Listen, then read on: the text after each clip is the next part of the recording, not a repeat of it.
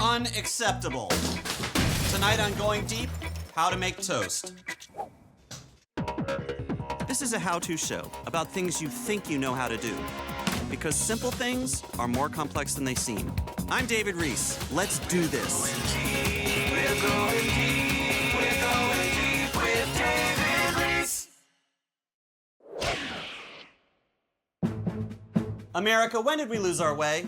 When did we decide that eating a bunch of burnt bread was an acceptable breakfast? I've never been into toast. I know there are some people who insist there's nothing more satisfying than a perfectly toasted slice of quality bread.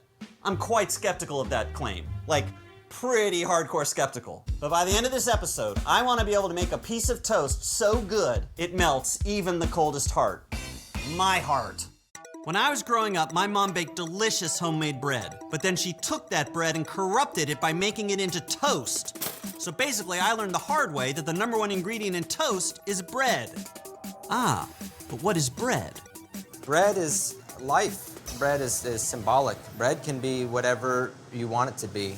This is Jonathan Bethany, resident baker at the Washington State University Bread Lab, where they're doing projects and experiments with bread you couldn't even understand. These dudes are next-level bread brothers. I asked him to show me how to make the best possible version of my mom's bread so I could use that to make perfect toast. Let me ask you a question. Sure. This is wheat. Yes. It becomes flour when you smash it up, Oh, right? Yeah. See, that is one of the most nutrient-dense foods on the planet. Is that really true? Yeah. Why are we wasting all our time baking bread? Why don't we just eat this?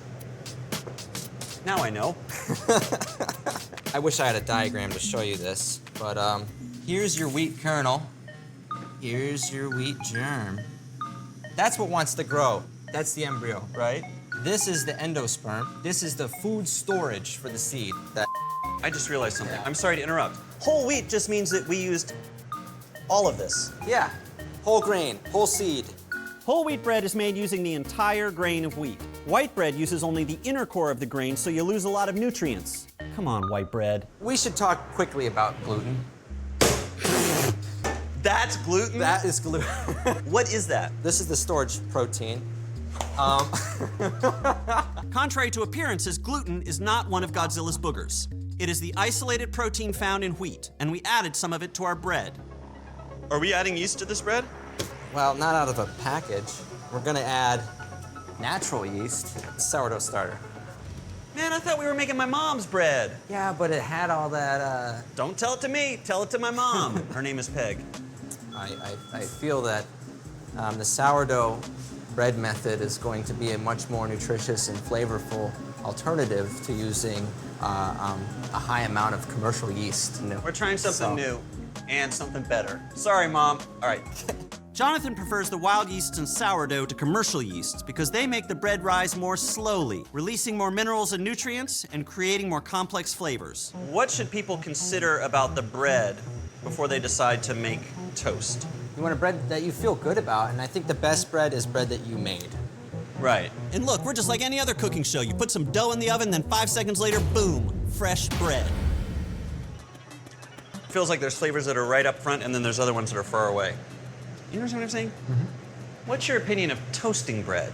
I'll just cut up bread in kind of large chunks and reheat it in the oven, and some of the ends gets kind of toasty. So maybe is it toast? I don't know. This is the beginning of the episode. I don't know what toast is. I gotta figure it out. Okay. So bread is awesome, and toast is not awesome. What's to blame? The toaster. Or so I thought, till I met this wonderful man. This wonderful, wonderful man. Think about all the electrical appliances you know of. Which one actually hands you the finished product? The toaster is a silent servant. It's, here you go, your toast. This is Eric Morell, editor of the Toaster Collectors Association's newsletter. This man knows more about toasters than anyone, and I will fight you if you disagree. I showed Eric the toaster I grew up with. Was this device to blame for making me a toast hater? This is a Beardsley Woolcott Push-O-Matic toaster, and it was actually sold under the name of Torrid, as in... Torrid like a love affair? Torrid like hot. What year of the 18th century was this toaster made? This toaster was actually patented in 1933. Oh, really? Yeah. By then, the pop-up had been invented. Was that a and game the changer? automobile. It was. It really was. In its original state, a toaster was a stick that you put the bread on and you held it over an open fire. The science of toast making design back at the time was all about not burning your fingers. The earliest toasters, they had no moving parts, and you had to actually go in with your fingers and pick the toast out by yourself, turn it around and put it back in. And so from about 1915 until really 1935, people were inventing toasters to try and find a way to not burn your fingers. The way you talk about toasters is very exciting to me. What electricity did was it allowed Mom to leave the kitchen at breakfast time. Because people ate at dining room tables, they didn't eat in the kitchen. This was about changing the way the American family worked. I'm sorry, I'm so happy I'm about to start crying. This is incredible. How do you know so much about toasters? It keeps me off the streets, what can I say? Woo! Okay, let's fire it up. There you go. That's one. What? So now we're making toast. Ready? Yep. I love old-timey machines. Uh-oh, I think we might be getting a little bit of, oh yeah. Oh, what's going on? Because of the single-side toasting, the bread actually begins to change shape and it becomes convex. It tends to toast less evenly. Wait a minute, look at this. Look at how that is even, Yeah. right? And then look at how this is so uneven. And look how burnt it is towards the center where it was pushed out when this side toasted and shrank. That's why toasting on two sides is superior. So my whole childhood, I was eating unevenly toasted convex toast. Mom, you betrayed me. Coming up, toast rage. It's an exponential process. That's how I feel about that. Case closed. It was my mom's toaster that was at fault. It wasn't my mom. So obviously, I wasn't gonna let Eric, the toaster expert, leave my house until he answered this burning question. Is there any toaster on Earth that can actually do its job correctly? You brought some toasters, right? I did. Eric has a collection of hundreds of vintage toasters. He showed me some of the most amazing toasters of all time, starting with this one. Now this style of toaster is called a flopper in collecting circles. Now watch the action when you pull this one down. The toasted side slips to the bottom. And then it's ready And then you flip it up. God damn, that is so baller! It is. And notice, these tops were flat, so you could put things you wanted to keep warm on them. Oh my God! The top will fit the coffee pot completely. This is called a turner or a swinger because the basket's I mean, you got your flopper, you got your swinger, Yeah. you got your torrid. Yeah, well, that's You people are a bunch trade of name. sex maniacs, you toaster collectors. We got perchers and pinchers too. Yeah.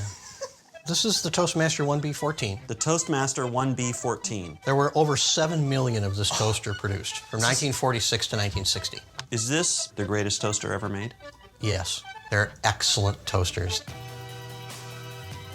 This is when toasting technology stopped. It really hasn't gotten any better than this toaster. This is the end of toasting technology. As far as I'm concerned, yeah. The 1B14? The 1B14. One of the problems with this toaster is it was too good. It never broke.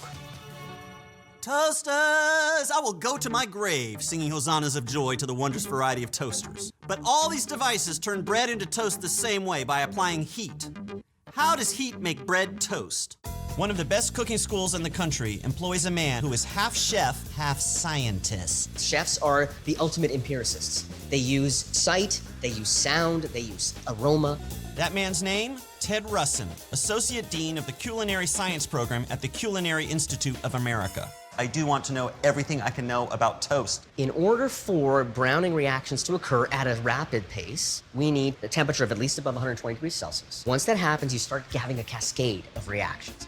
The first is Maillard reaction. That is a broad family of browning reactions that occur in food systems. So if we think about when we brown onions, it's Maillard browning. Searing a piece of meat, Maillard browning. The Maillard reaction is the name for the thing that happens when you heat food, it turns brown. Not all foods. I have to have some sugar present there and a amino acid. So anything that has proteins in it. So are those the things that are turning brown? The amino acids and the sugars? The amino acids are finding the sugars and they're beginning a cascade of delicious reactions.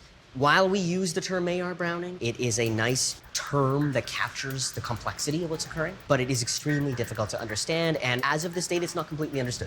So it's not as simple to say A plus B equals C, it's more like A plus B, everything goes crazy, and we end up with delicious food at the end of that. You're a food scientist, right? I'm a chemist. And you're saying the chemical explanation for what happens with toast is everything goes crazy? So science can explain the Big Bang, but can't fully explain why toast turns brown? Science, you suck. But Ted said science could explain why toast goes from brown to burnt so quickly. One of the fundamental principles of heat transfer is that the color of the material will impact the amount of energy that's absorbed. Ted painted 2 slices of bread with different colors of edible dye and put them under the broiler to toast. Do you eat toast? Not really. I don't either. Okay, one is starting to burn. So we're at 73 degrees Celsius, and here we're at 63. They were in for the same amount of time, and this one's 10 degrees warmer. Yep, So this one would become toast more quickly. absolutely. It's a race. Black has the upper hand. It's going to dry out faster, it's going to brown faster, and it's going to get toastier faster. I start off with this piece of bread. It's light colored. I stick it in my toasting apparatus. Yes.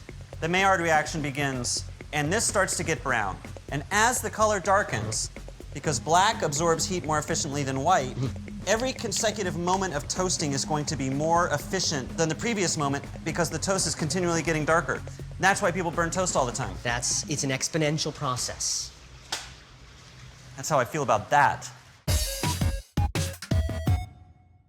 If you're in a rush, choose darker bread for quicker toasting. Coming up, I investigate a top secret chemical weapon, liquefied burnt toast. This might kill everyone in this lab. All this burnt toast reminded me of something my housemate told me a long time ago, which is that eating burnt food causes cancer. Is that true? Can toast kill you? I went to the lab at Thermo Fisher Scientific, a company that develops biotech products for scientists all over the world. That is when they're not having ultra-pure water parties. This is Dr. Khalil Ginger Divan, a director of Thermo Fisher's Food and Beverage Department. He's British, but we can trust him. Do I need gloves to handle this toast? Because I am a little worried about getting cancer on my fingertips. What is it about burnt toast that could cause cancer? Any product that has sugars and amino acids and you cook them at a high temperature, they form a compound called acrylamide. Acrylamide is a chemical compound that's found in cosmetics, cement, pesticides, and cigarettes. Basically everything you should never put in your mouth. So we're on the lookout right now for acrylamides. Absolutely. So what we've got to do is take the acrylamide of this into a liquid. Okay, You're a scientist, I'm what we call a street scientist. the best type. I am depositing the toast matrix. Yeah. And the sample's ready for extraction. To isolate the acrylamide, we mixed it with water in this accelerated solvent extractor. Yeah. Now we have our sample. This is a solubilized components of burnt toast. This is liquid burnt toast. You got it in one. Can I have it? I mean, can I have a sip? We should analyze it first. Okay, we'll analyze it first, because it might not be safe. That's the whole reason I'm here. Trying to Excellent. figure out if this toast is killing me. Excellent. And if what we're dealing with now is highly concentrated liquid burnt toast, this might kill everyone in this lab if we're not careful. Next, we took some of our solubilized burnt toast and measured how much acrylamide was in it. I have no idea how we did that. Then Ginger introduced me to his friend Mike, who broke down the analysis. Here is a sample of burnt toast, and what we're looking at is the peak for acrylamide. So, how much burnt toast would you say is safe to consume? You need to eat something like 39 pieces of absolutely black toast Every day, every day. before it became dangerous? Yeah. So can we settle this debate once and for all and say that it is safe to eat burnt toast as long as you eat fewer than 39 slices a day? It's think not that's going to safe. give you I cancer? think it's absolutely. I Yes. think that's You think that's true? That's true. Absolutely. Yeah. Okay, well that takes a load off. If you really want cancer, don't eat burnt toast. Smoke cigarettes. Unadorned, burnt toast. Cheers. Cheers. Oh. That's really horrible. Americans, you can rest easy. There is no international top secret anti-human toast-based murder conspiracy. God bless you. God bless the United States of America. Oh, I'm sorry. I realize I haven't even addressed the main topic of this episode. How do you cook toast? This is a very bad way to toast because you'd have to either get so far away that you're ineffective, but if you try to get close, It smells a little like burning. This is Dave Arnold. He's founder of the Museum of Food and Drink and the only James Beard Award winner on this corner.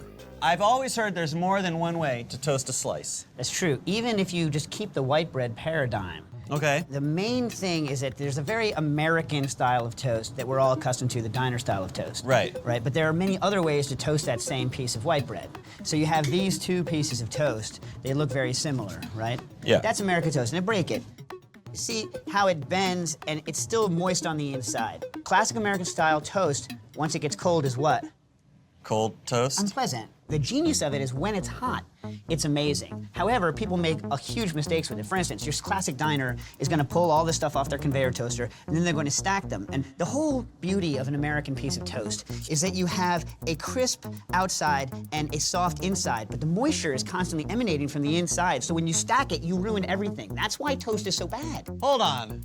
You're saying toast is bad because we're toast stacking? You're toast stacking, and after it goes ding, if you leave it, you'll notice there's a line of moisture across. Yes. What is that? That is more moisture coming out of your toast. Always go like this. To release the excess moisture rather than keep it soggy. Bingo.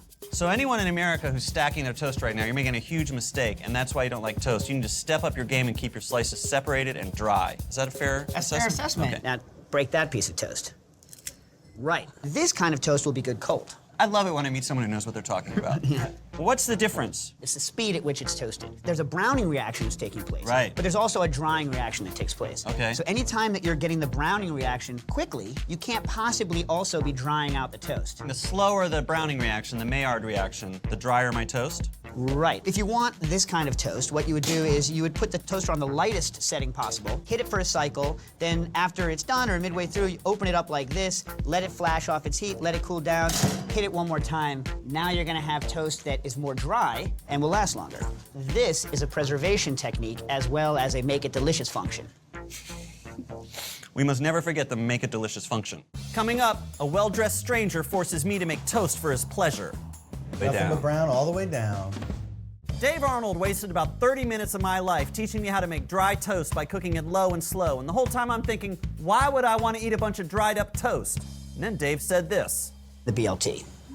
Okay. If you have a fantastic tomato, you have a serious moisture problem going on here. This is gonna turn into a pulpy, swampy mess. You need that little bit of protection from the toast. This is incredible. I might get emotional. I'm talking all this smack about my mom's toast, about how dry it was. But there was one context in which that toast was the best goddamn toast of all time, and that was my mom's BLTs. And now what you're saying makes me realize the wisdom of my mother in making that toast so dry, because those tomatoes were like biting into a bag of blood. Mom, you know what? And Mom knows best. If you're in the market for a vintage toaster, choose the Toastmaster 1B14. Select the bread you wish to toast. Make sure its porosity can accommodate your desired toppings. Heat your toasting device to at least 284 degrees Fahrenheit before adding your bread. Maintain multi-sensory contact with your toast at all times, using your eyes to determine the presence of Maillard browning and your nose to determine the presence of polycyclic aromatic hydrocarbons. Toast slowly for crispiness and quickly for chewiness. It was time to put my toasting skills to the test, so I invited a toast enthusiast into my home. By that, I mean the actor and comedian Paul F. Tompkins, who said he would pretend to like toast if I asked him to. Describe a piece of toast. I will make it for you using the equipment at my disposal. Okay, I want it black at the crust. Black is the ace of spades. Then, just inside of the crust, a deep brown. And I want the center to be a perfect circle of untoasted bread. For my first toast test, I went primitive and slow roasted, and I mean slow, which gave Paul and me time for a nice chat. A bird of prey will see a human eyeball and they'll think, oh, there's a wet mouse. I'm gonna go down and swoop Wait, it. is that why they pluck out eyes? Because they think they're... Yeah, What kind of surgeon are you? brain. Is there an infinite amount of interesting knowledge in the universe? Oh no, very finite. How's it coming over there? I think in another 45 minutes we're gonna have a piece of toast. Ow. You're really working up a sweat over there. Everything's gotta be so hot all the time when you're cooking. That's why I don't cook. Hey, listen, the thing about the birds of prey, don't quote me on that one, okay? Paul approved of my first piece of toast, It's really good. but then he turned up the heat. I want a perfectly browned piece of toast. Where it's nothing but brown all the way Nothing down. but brown all the way down. That makes me frown. What kind of bread do you want? I gotta try your mom's recipe. All right. Using the slow and low technique, I turned down the toaster's heat setting to barely warm. I kept a close watch as the Maillard reaction began. I knew that as the toast got browner, it would absorb heat more efficiently, making it more susceptible to burning. I'm doing this low and slow. Oh! I gotta say, I thought this toast was looking pretty nice and brown, but the final verdict was up to Paul. For real? It's really good. Is it dry? It's hilariously dry. What's it remind you of? My mom's toast. Because my mom makes dry toast. It's really good. Wow. Biting into that slice of toast was like Proust biting into his Madeleine, and I remembered all the toast of my innocent childhood, but now I had the wisdom and the maturity to actually appreciate it. I might get back in your toast. What? I'm sorry. My mouth is filled with dry toast.